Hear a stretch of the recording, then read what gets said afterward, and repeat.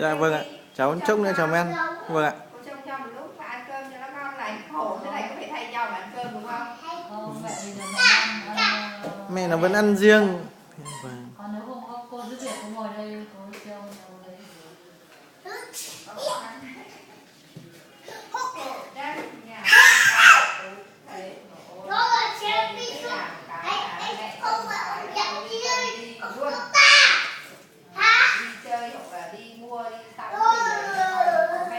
Bây giờ có cô giúp việc cô nên hôm nay cô đi về quê, bảo nó hẹn ra đây nó nói để lên. Trông nó hả?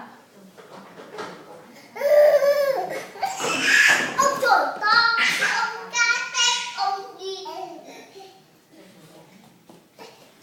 Món bây giờ 6 triệu à? Ông đâu mà? Ông đâu? Bảo bảo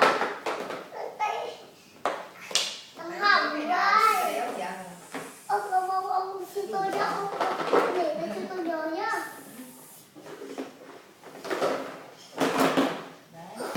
Ôi chưa ai